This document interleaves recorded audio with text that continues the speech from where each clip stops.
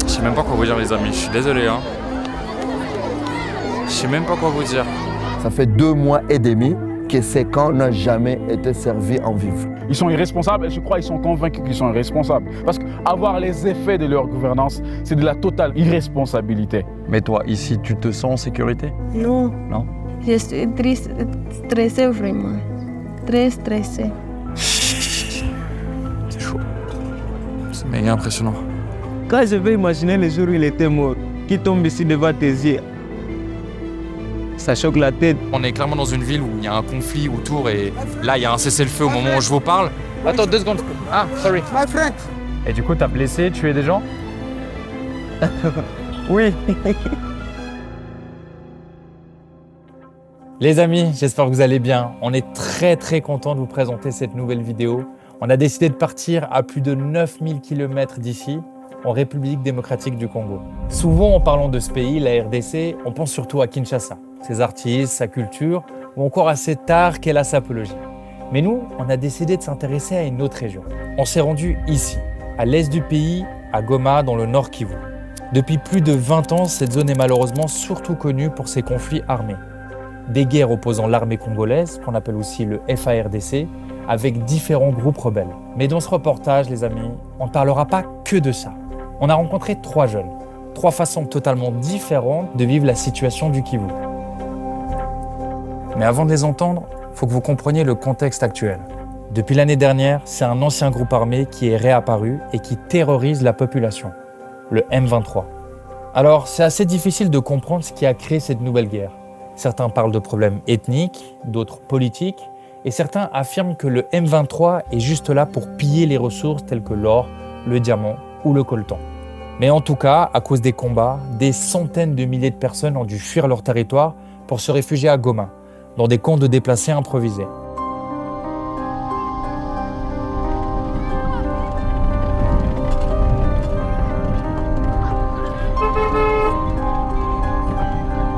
Au moment de notre arrivée à Goma, un cessez-le-feu est en cours. Mais ce qui inquiète surtout, c'est la situation humanitaire. Alors on s'est rendu dans un de ces camps de déplacés, proche de Goma, le camp de Bulengo. Ouais, c'est gigantesque. Il faut savoir que pour la plupart, les gens qui y vivent ont dû fuir leur village à l'arrivée du M23, marchant parfois plus de 100 km pour se retrouver ici. Les amis, là on est dans le camp. Putain, c'est chaud. C'est méga impressionnant. En seulement 1 an, c'est plus d'1 million de Congolais qui ont dû fuir leur territoire à cause des combats. Donc là, on est où, Jacinthe? Alors là, on est dans le camp de Bulengo, qui est un camp de déplacés internes qui ont fui la guerre du M23 et ils sont là, ils sont plus de 100 000 là. Ah ouais.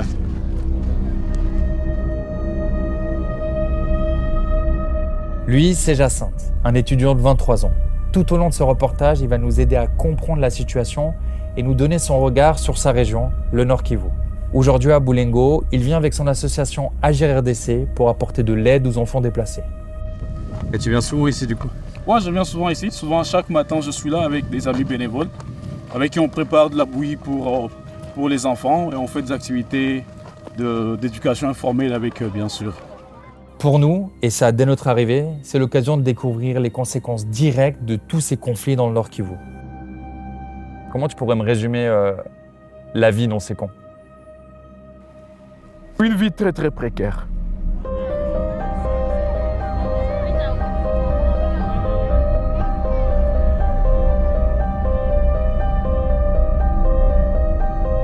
Ça se passe bien là?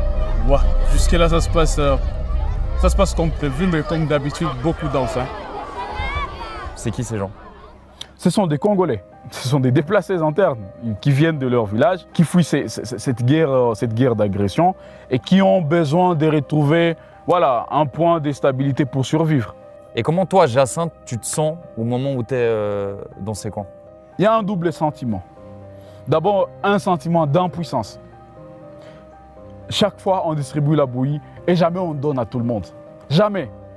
Alors, souvent, tu es là, tu es en train de distribuer aux enfants et à la fin, tu vois, il y a un enfant qui vient de là avec son gobelet, tu n'as plus rien à lui donner. Souvent, ça ronge les cœurs. Alors, il y a souvent ce sentiment d'impuissance de dire, ouais, peut-être j'agis, mais après, combien de personnes je couvre?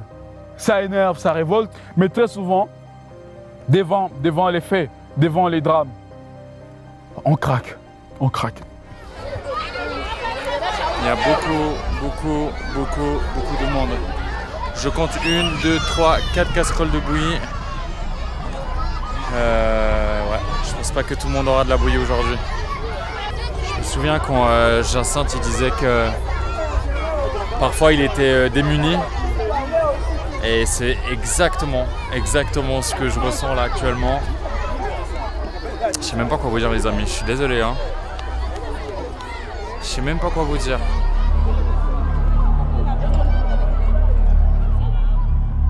On ne sait pas expliquer cette situation, c'est dramatique. C'est dramatique. Du coup, il n'y a pas d'aide humanitaire organisée sur ces camps? Souvent, quand les déplacés arrivent, il y a des alertes. Il y a des organisations qui se mobilisent pour donner des biscuits, vraiment des petits kits d'urgence. Mais après, ce n'est que l'urgence. Il faut que les gens agissent, mais qu'ils agissent dans la durée. Parce que souvent, quand on lance des appels, les gens ils ajustent comme des points d'action. Il faut des actions durables pour que ces gens soient réinsérés dans leur nouvelle communauté. À défaut, tout faire pour qu'ils regagnent leur milieu où ils savent comment ils survivent, où ils savent comment ils cherchent des moyens de survie. Quelque chose que vous devez savoir, c'est que ces bâches, même si elles ont le marque d'ONG, il y a USAID et UNICEF, ont été achetées par ces déplacés. Et c'est 10 $ la bâche. Ici, je vois 2 bâches. Donc pour ça, il faut 20 $. Je me rends pas compte ce que ça représente 10 $. C'est énormément d'argent. Déjà, en francs congolais, 10 $, c'est quoi là? 25 000 francs congolais. Et vous avez entendu qu'il y a les femmes qui se prostituent pour 1000 francs congolais la nuit. Alors, donc, il faut au moins 25 nuits pour que celle-là se paye une bâche. Parce que là, il y a quoi comme présence humanitaire là actuellement sur ce camp? À ma connaissance, il n'y a rien. Il y a MSF, mais MSF répond dans le médical. MSF ne fait pas tout. Pour la nourriture, selon l'information que j'ai, ça fait 2 mois et demi que ces camps n'ont jamais été servis en vivre.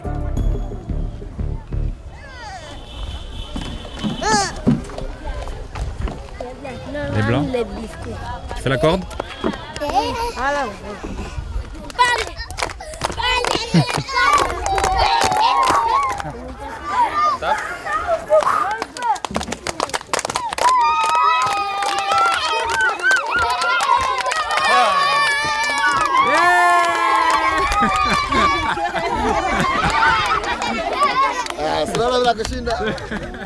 Malgré la situation, la vie sur le camp s'organise. Les familles s'entraident et tentent de trouver un semblant d'équilibre.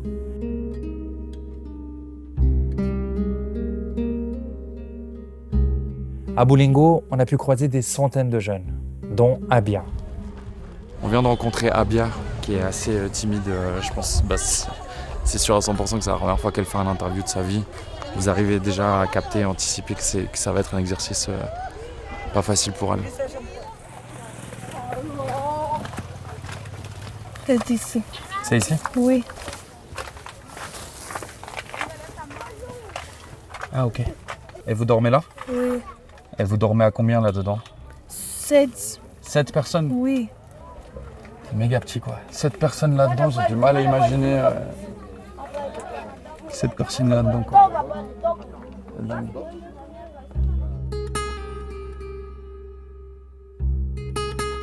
Abia a 19 ans et jusqu'à l'année dernière, elle vivait avec toute sa famille dans le village de Kichanga, à plus de 150 km de Goma. Un matin, les combattants du M23 sont arrivés et toute sa vie a basculé. Ils ont tué les gens. Ils ont même fait les couper-couper. Ils ont coupé les personnes.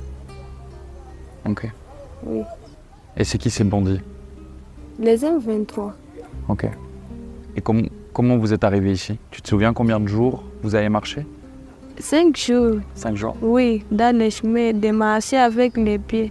On a traversé les montagnes pour arriver ici. Et comment ça se passe ici? Parce que il y a beaucoup de monde ici. Oui, nous souffrons, nous manquons même de l'eau. De l'eau à boire, nous manquons même les médicaments, la nourriture. Même les enfants n'étudient pas. Là où nous étudions. Mais ici, là où nous sommes, vraiment, c'est difficile. Ici, dans le camp, est-ce qu'il y a plus d'hommes, il y a plus de femmes? Oui, Plus de femmes? oui, plus de femmes. Et c'est quoi d'être une femme ici sur le camp? Les femmes souffrent. Il y a les filles qui manquent la nourriture et ils décident d'aller chercher un homme pour les rapports sexuels avec eux pour qu'elles trouvent la nourriture. C'est beaucoup qui fait ça. Et toi, tu n'as jamais fait? Non, moi non. C'est parce que j'ai fait la marchandise de séjour là-bas. C'est pour cette raison que je ne faisais pas cela. Pour préparer la nourriture, nous décidons d'aller à la forêt pour chercher les bois. Mais nous trouvons là-bas les bandits. Ils font les violences à nos mamans et là on les viole. Et toi, il t'est déjà arrivé quelque chose dans les bois? Oui, j'étais là-bas et j'avais trouvé là-bas les 3 garçons. Ils veulent qu'ils me violent, mais j'ai fait les cris et puis il a allé. Et malgré ça, tu retournes quand même au bois? Oui, j'ai retourné là-bas. Et pourquoi c'est pas les hommes qui vont au bois? Ils ont peur d'aller là-bas parce que aussi là-bas il y a les bandits. Ils peuvent les tuer ou bien les couper. Ce que m'a raconté Abia, c'est malheureusement quelque chose de très courant à Boulengo. Pendant la journée, les femmes déplacées quittent le camp et vont ramasser du bois dans la forêt, qui sera ensuite vendu au marché. Mais dans ces forêts se trouvent aussi des groupes rebelles. Et les femmes y sont très souvent victimes de viols. Les hommes, eux, ne peuvent pas se rendre dans cette forêt car ils seraient soit tués ou enrôlés de force. Donc les femmes, tous les jours, continuent d'aller dans cette forêt.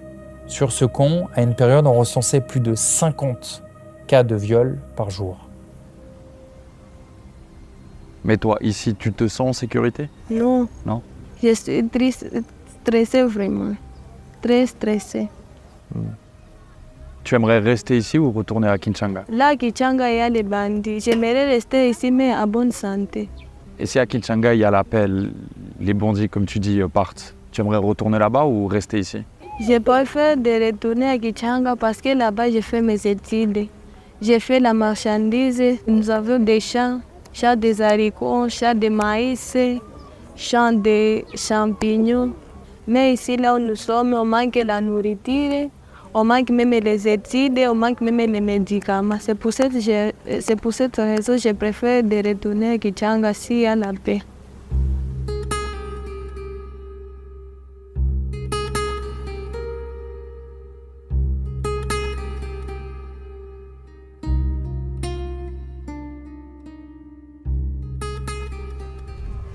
Les amis, là on sort de l'interview. En vrai, j'ai toujours un peu du mal à assimiler le truc que j'ai parlé à une fille de 19 piges qui vit ce quotidien, qui dort dans un endroit où seul je dormirais pas et eux ils sont 7. Les viols, la prostitution et tout, c'est trop quoi. C'est trop, en fait il y a trop. Il y a trop, même un seul truc ne serait pas vivable. Et elle accumule. Je sais pas comment tu peux te lever le matin puis voir un peu et avoir de l'espoir. C'est un peu un peu compliqué quoi.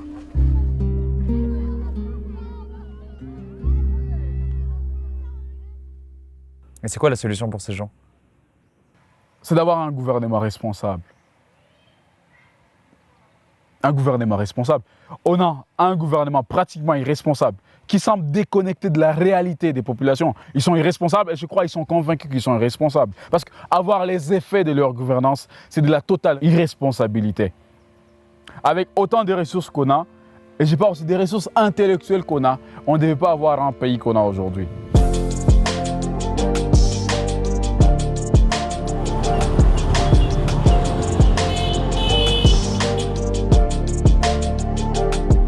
Forcément, on ne pouvait pas parler de Goma sans parler de ces guerres et surtout des ravages que cela crée sur toute une population.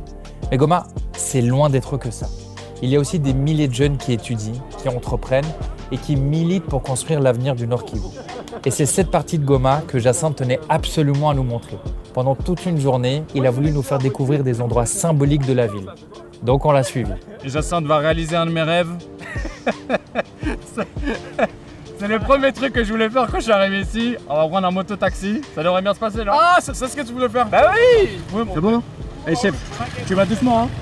C'est parti les amis.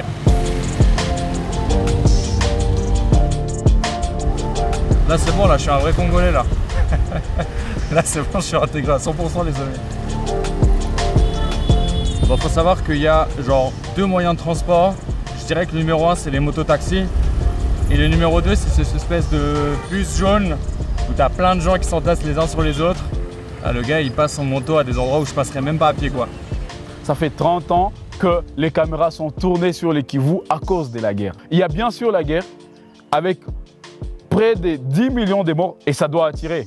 Ça fait des gens qui meurent, ça fait des rêves qui sont brisés, des femmes qui sont violées, des enfants qui sont massacrés. Oui, il y a ça. Mais on aimerait aussi que les caméras se tournent aussi sur ces côtés où les gens cherchent des moyens de survivre. Parce qu'il y a des jeunes qui font l'art, il y a des jeunes qui font du sport.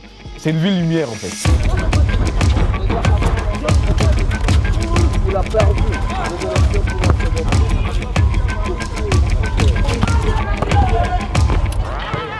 Basket. La routine. La routine. Dès qu'il y a un terrain de basket, moi je suis content. Ah ouais, Jacinthe, tu joues toi. Toi t'es un joueur. Ah oui. Là c'est bon là. Là tu peux pas arrêter la vidéo là. Là c'est bon. Et je sens que t'es content. Ils sont très fiers les Congolais. Ça c'est vraiment l'un des trucs que je retiens. Bon, 3 points. 2 points. Oh! Ah non, on a vu.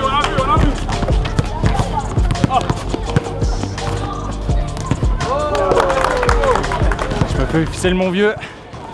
J'ai plus le cardio. J'ai plus la technique. Et ils viennent de marquer un point. Jacinthe! Qu'est-ce que la région du Kivu a de différent avec le reste de la RDC? Même s'il y a des guerres, il y a des conflits, on a cette fierté gomatracienne. Ouais, la sens là-bas, ouais. On a cette fierté gomatracienne et on est fier souvent de dire ouais, je suis congolais, je viens de Goma. Les défis qu'a vécu Goma, des défis qu'a vécu les Kivu, ça a fait naître un élan de dépassement de soi. Et vous savez les voir par la manière d'entreprendre des jeunes à Goma. Et la plupart des alternatives sont créées à travers l'éducation, les universités, les écoles, à travers la culture. Comme je le disais, ce sont des outils de survie.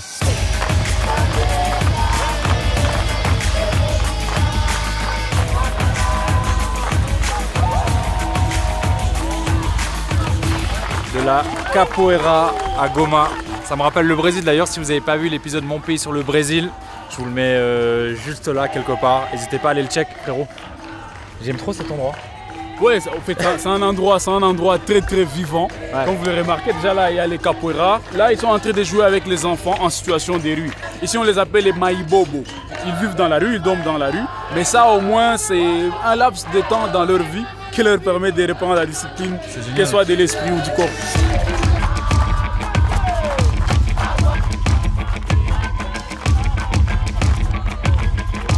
Et elles servent à quoi toutes ces activités? Ça sert à planter des germes d'espoir dans les peuples de Goma. Très souvent, les gens ils vont se défouler par les sports, par la culture. Et c'est souvent ce qui alimente l'espoir. L'actualité qu'on suit ne peut pas alimenter nos espoirs, non. Ce qu'on voit dans les camps, ça ne peut pas alimenter l'espoir. Qu'est-ce qui alimente l'espoir? Ce sont ces activités sportives, ces activités culturelles. Quand on y va, ouais, on se sent encore vivre, on se sent encore résister pour l'avenir.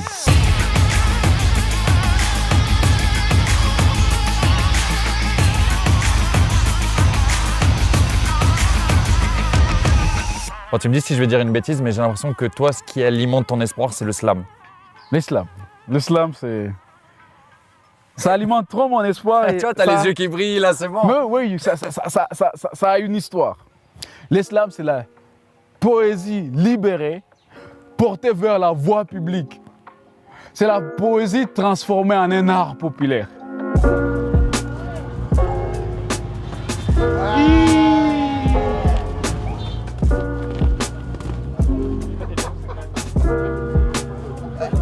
Bon là on est arrivé dans le quartier, il va y avoir le slam de rue. Parce que du coup vous vous baladez de quartier en quartier pour faire ces slams de rue. Oui, lorsqu'il s'agit de slam de rue, nous baladons. Donc on peut être dans tel quartier, après on est dans tel autre. C'est quoi ce quartier? Pourquoi il est important? Pourquoi vous venez ici? Alors d'abord c'est l'un des quartiers les plus populaires et nous allons vraiment trouver le public là où il est. Et après on commence, dès lors qu'on commence, il y a ceux qui passent, qui peuvent s'arrêter, qui peuvent suivre et tout. Puis on s'est créé notre ambiance. C'est bien. Commence là! Commence là! C'est bon. Après, on va donner à Jacinthe.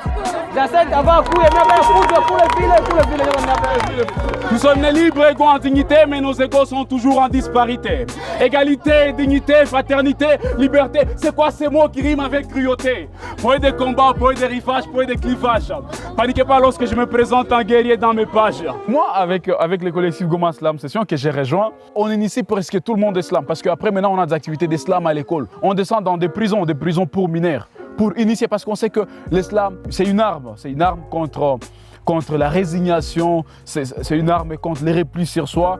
Nous avons fait du slam un mouvement pour mobiliser pour des causes. Il y a diverses thématiques exploitées. L'amour, la liberté, l'engagement politique, la révolte, c'est la liberté. Je ne me cache pas derrière ce texte, non. C'est une histoire qui s'écrit en cri d'alarme, alors je l'exclame. Je suis cette jeunesse qui milite même consacrée. Pete, je suis de l'art nouveau. Je ne négocie pas, j'ai saisi ma place. Femme, artiste, accoucheuse de moi, alors venez. Il faut toucher les sensibilités des gens, mais pas seulement. On touche leur sensibilité et après d'eux-mêmes, ils se disent on va agir. C'est ça qu'on fait avec l'islam. Sala. Amakala ou le blanc devient nègre par les makala. Le brun ou nègre, ils font tous quoi? Alors parlons un peu d'égalité. Savoir bien parler, c'est savoir bien penser. Alors quand on initie aux gens en slam, on les initie aussi en raisonnement. C'est-à-dire, comment on peut penser le Congo aujourd'hui? Comment on peut penser la vie? Comment on peut penser l'amour? Comment on peut penser la cohabitation pacifique? Comment on peut penser les vivre ensemble? Au fond, comment on peut penser les libres ensemble?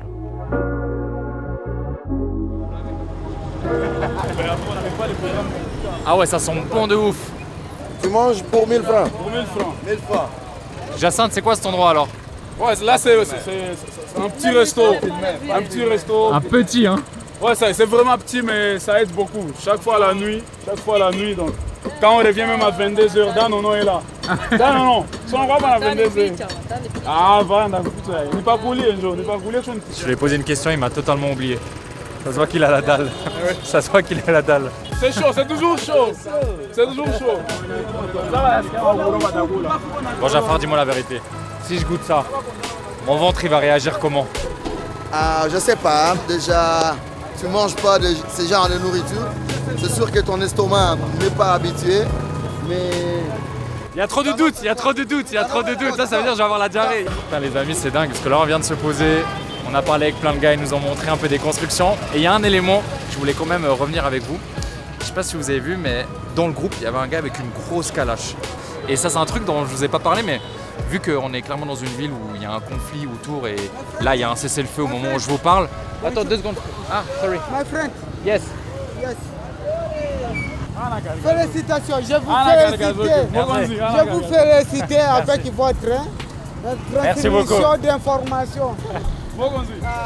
Donc, c'est exactement ce que j'étais en train de vous dire. C'est que dans le quotidien, dans la ville, tu croises énormément de militaires, de gens armés, des gars avec des calages, des policiers, des agents de sécurité. Et ça crée une atmosphère un peu... Ouais, l'atmosphère, elle est un peu chelou, quoi. Moi, je m'y habitue pas trop, mais à 20 km d'ici, y a des rebelles, quoi. Donc, en fait, ces calages, ces armes, elles sont pas là pour rien. Mais c'est drôle de se dire que malgré tout ce conflit, regardez derrière moi, quoi. La ville bouge, la ville vit. Et ouais, je sais pas si vous arrivez à vous rendre compte de l'atmosphère, c'est quand même assez spécial.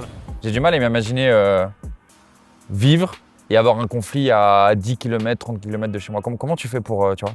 Mais non, on les sent en nous. Je les sens pas à 10 km ou à 100 km, je les sens en moi. Est-ce que tu arrives à me synthétiser un peu la situation? Qu'est-ce qui se passe dans la région du Kivu? Alors, je synthétise. Le Kivu, étant une province avec autant de potentialités, a aussi attiré des convoitises. Et ça fait plus de 30 ans qu'il y a des guerres d'agression au Kivu. Des guerres d'agression, ça veut dire ouais, on veut piller les ressources. Après, s'il n'y avait pas quelqu'un qui achète, il n'y aurait pas ces guerres. Certainement, il y a des gens qui achètent des minerais, il y a des gens qui achètent et vendent des armes. Voilà pourquoi ça continue. Donc concrètement, Qui affronte qui? Alors il y a les 1-23, soutenus par des pays voisins, dont le Rwanda et l'Ouganda, qui affrontent les FARDC. Et il y a aussi les groupes d'autodéfense, les groupes locaux, qui affrontent les 1-23, un peu comme pour soutenir les FARDC. Mais après, face à l'absence de l'autorité de l'État, ils commettent aussi des exactions pour survivre ou alors pour s'enrichir. On nous a beaucoup parlé des Wazalendo. Wazalendo. C'est un nouveau concept. C'est un nouveau concept des résistants. Quand le 1-23 a failli prendre la ville de Goma et qui s'est rapproché de plus en plus, il y a eu des appels à la mobilisation populaire. Ce sont des jeunes ordinaires qui viennent de nos quartiers et qui disent « Ok, pendant que vous marchez dans la rue contre l'agression, nous on va prendre les armes aux côtés des FARDC. »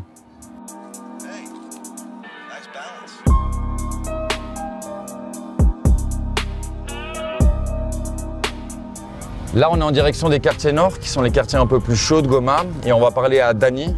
Dani, c'est un jeune qui a tout quitté pour prendre les armes pour se battre contre les rebelles. Mais surtout, ils prennent les armes pas avec l'armée. Ils créent des groupes entre eux pour affronter les rebelles. Alors je suis très content de pouvoir le rencontrer parce qu'après plusieurs semaines de négociations, il est passé de « non, je ne veux pas vous parler » à « ok, je veux bien répondre à vos questions ». Donc honnêtement les amis, je pense que ça va être assez fort. Dani a 23 ans et c'est donc un Wazalendo. Loin des milices organisées qui pillent et commettent des crimes contre les civils, il fait partie de ces jeunes qui ont créé leur propre groupe de résistance pour partir sur le front, souvent armés de couteaux ou de machettes. Et pendant 1 an, Dani et ses amis ont combattu les troupes du M23 dans les collines du Nord Kivu. Mais tout a changé il y a quelques mois. Alors qu'un cessez-le-feu avait été décidé, les Wazalendo ont attaqué une position du M23. Et ça, sans l'autorisation du FARDC. Dani a été arrêté par l'armée congolaise et il a même reçu 2 balles dans les jambes. Suite à ça, il a quitté le combat et il est retourné auprès de sa famille à Goma. Avec ça, j'avais fait au moins 2 mois. Ah ouais? Oui. L'os n'avait pas été touché? Non, l'os n'avait pas été touché, sauf ici. Donc, sur cette jambe ici, il avait entré par là et puis sortir par ici. T'as cru un moment que t'allais perdre tes jambes ou pas? C'est là que je l'avais cru quand j'étais encore endormi. Ah ouais, là tu penses à ça? Puis là, j'ai raisonné, est-ce qu'ici vraiment je serais... est-ce que vraiment je vais survivre? Et là, je ne pensais pas.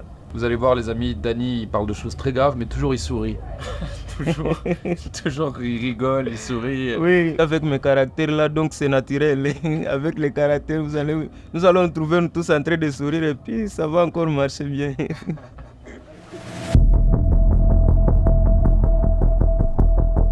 Ce sont des jeunes profondément convaincus que ce pays leur appartient et que personne ne peut y toucher même un seul mètre. Tu les comprends ces jeunes? Parfaitement, parce que leurs convictions prennent naissance dans l'incapacité du gouvernement à restaurer la paix. Et je pense qu'il y a beaucoup de Wazalendo en nous. Seulement, comme je le disais, on s'exprime différemment.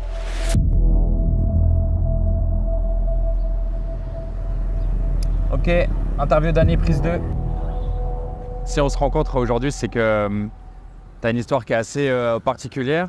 Ouais. Il y a quelques années, tu étais étudiant, tu as décidé d'arrêter tes études pour aller prendre les armes. Oui. Pourquoi? Il y avait une panique totale en ville de Goma, il y avait des réfugiés qui commençaient à descendre dans la ville. Et quand on les demandait, ils nous disaient que l'ennemi vient d'arriver à Kimumba, au moins 10 km de la ville de Goma. Peut-être que si on n'était pas décidé d'aller là-bas, peut-être on serait déjà en ville de Goma. Parce que comme il progressait, c'était comme ça, catastrophique. Et comment ça s'est passé du coup le départ? Comment ça s'est organisé? T'es parti habillé comment? Moi j'étais ici à la maison, on m'a appelé, j'ai mis mes larges bords comme j'emballe mon sac quand je pars dans le camp de scout. J'ai fait la même chose et puis je suis parti là-bas. Chacun avait son couteau, d'autres avec des machettes, d'autres avec des lances, d'autres avec même des fouets. Les autres qui n'ont même pas couteau ou machette, il a un fouet. Et il s'est dit, avec ça, je vais m'en servir, je peux faire entrer ça dans le ventre de quelqu'un, il va mourir. Oui, c'était comme ça, là, les premiers jours, sans armes, mais avec la foi. Tu m'avais dit que des fois, il y avait une arme pour 200 personnes. Oui, les premiers jours, là, c'était une seule arme. Celui qui a une arme donne à celui qui n'en a pas, et puis celui qui avait l'arme va rester au cas, et l'autre va aller au boulot.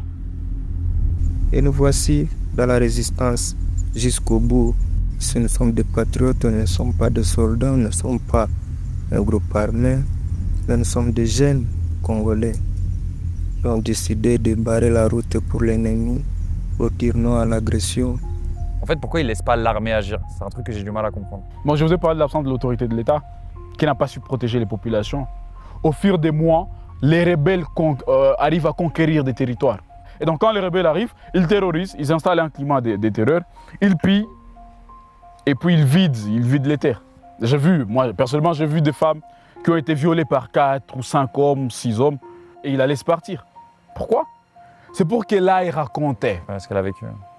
Après, on ne peut pas regarder ça indifféremment, et les Ouazalendos se disent, peut-être on ne va pas vous dire, vous armés, sèchement comme ça que vous avez été incapable, mais on vient vous soutenir. Donnez-nous les armes, et non, on va le faire. Toi, tu m'as donné ton avis sur les Ouazalendos, mais qu'est-ce que les gens en général pensent d'eux? La plupart des gens se méfient d'eux. Et ça, je vous ai parlé de traumatisme. C'est-à-dire quelqu'un qui a vu sa famille être massacrée, il se méfie. Parce qu'il sait ce dont est capable cette arme.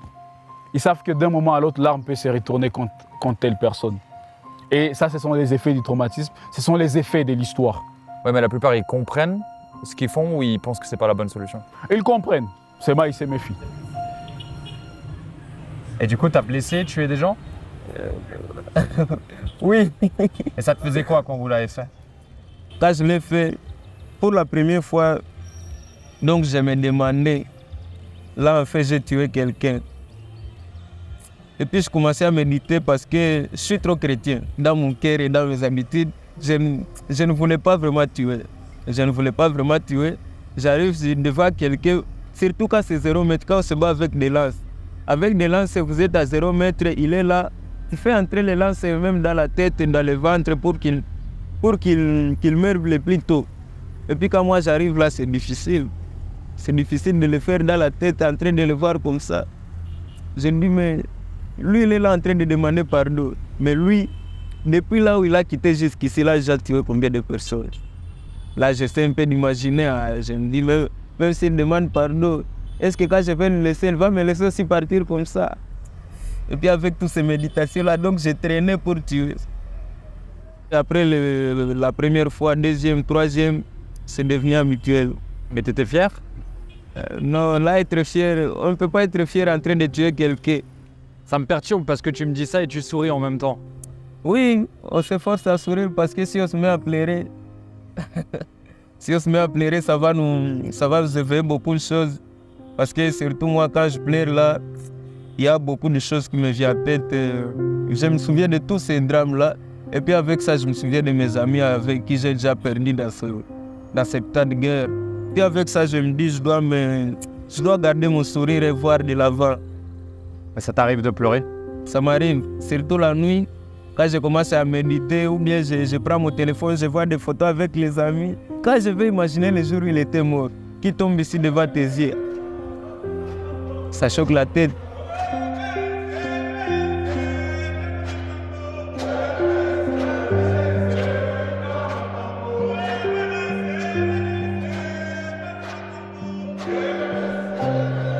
Qu'est-ce que tu fais là maintenant, aujourd'hui maintenant? Aujourd'hui, là, je suis d'abord en train d'étudier, je fais la côté. T'aimes bien? Oui, je l'aime bien, c'est ce que je fais à l'université aussi. Okay. La technique d'habillement, et puis j'arrive à la maison, je continue à travailler comme ça. Et puis encore le matin, je pars à l'école, le soir, je reviens, je travaille, et la vie continue comme ça. Et t'as de l'espoir, toi, pour la suite? Oui, l'espoir est là toujours. On va rapporter la victoire dans des jours qui viennent. Parce que si le dialogue ne tient pas, on va lancer encore les attaques, et là, vraiment, nous serons encore forts. J'ai l'impression que t'as jamais peur. Oui. Comment tu fais pour pas avoir peur? En un mot, c'est qu'on peut dire, pour ne pas avoir peur, c'est avoir la foi. Quand on a la foi, on n'a pas peur. Toi, tu imagines ton futur derrière une machine à coudre ou derrière une arme? J'aime ça mieux derrière une machine à coudre. Oui. Bah, c'est le futur que je te souhaite. Ah, merci.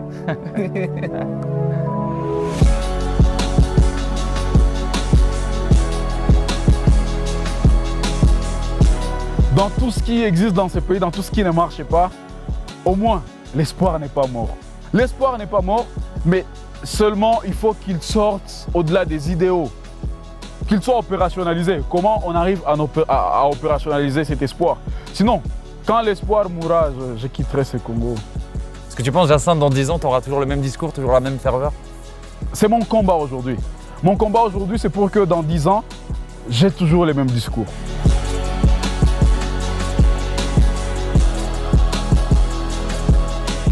Résilience et traumatisme. C'est vraiment ces deux mots qui auront résonné pendant notre tournage à Goma. Alors on a rencontré ces 3 jeunes, 3 façons de vivre ou de survivre à la situation du Nord Kivu. J'espère que vous avez appris des choses grâce à cette vidéo. Continuez de vous abonner à Tataki, partagez la vidéo, je compte sur vous, parlez-en autour de vous, laissez un commentaire, donnez-moi votre avis. Et surtout, je vous donne rendez-vous très bientôt pour un nouvel épisode, j'espère. Prenez soin de vous, c'était Sacha. Ciao.